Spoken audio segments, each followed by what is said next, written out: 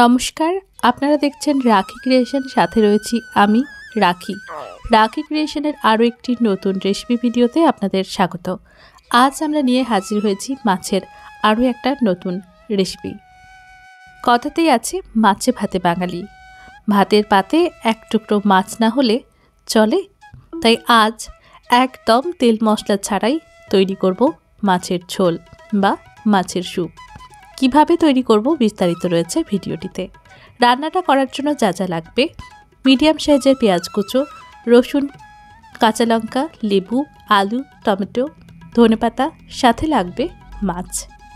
এবার রান্নাটা বসানোর জন্য একটা বড় সাইজের বোল আমি বসিয়ে নিয়েছি গ্যাসের উনুনে। এরপর জলের মধ্যে দিলাম লবণ, সাথে দিলাম হলুদ। এবার জলটা গরম হতেই ছেড়ে দিলাম আলুগুলোকে।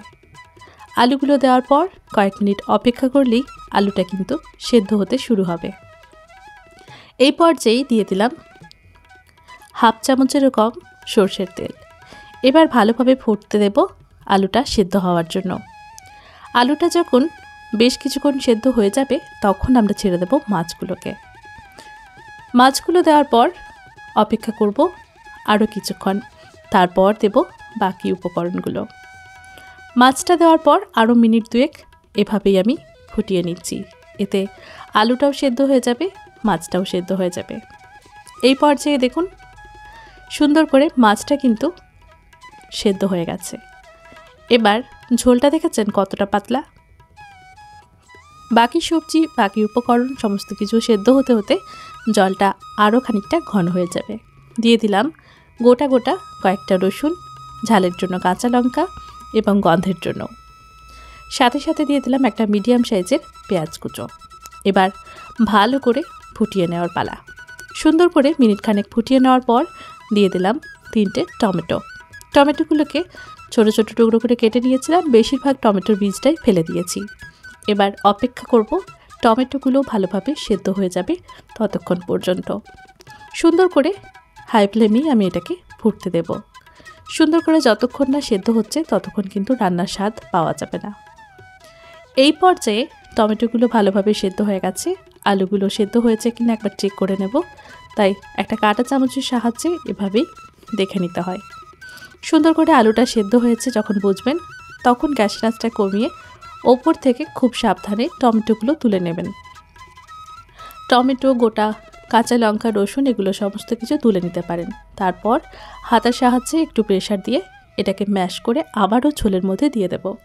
এতে ঝোলটা অনেকটাই ঘন হয়ে যাবে। সুন্দর করে কিন্তু এই মুহূর্তে ফুটছে। আবারও আমি গ্যাসের আঁচটাকে হাই ফ্লেমে করে ভালোভাবে ফুটিয়ে নিলাম।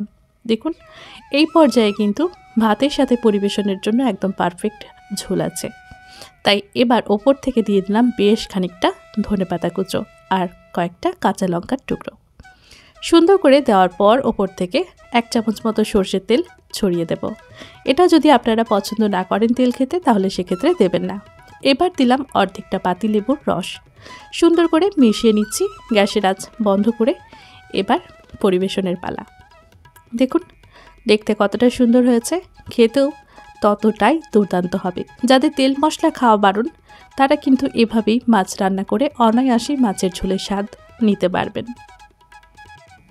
আমি তো আজকে এই মাছের ঝোলটা দিয়ে 2 মুঠো ভাত বেশি খেয়েছিলাম। কি আপনাদের কেমন লাগলো আজকের এই মাছের স্যুপের রেসিপিটা?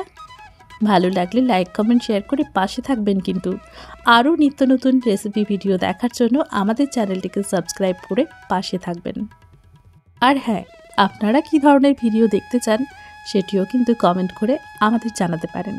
সেই মোতাবেক ভিডিও আমরা পরবর্তীতে আপলোড করে আপনাদের চাহিদা পূরণ করার চেষ্টা করব। ভিডিওটি শেষ পর্যন্ত দেখার জন্য অনেক অনেক ধন্যবাদ।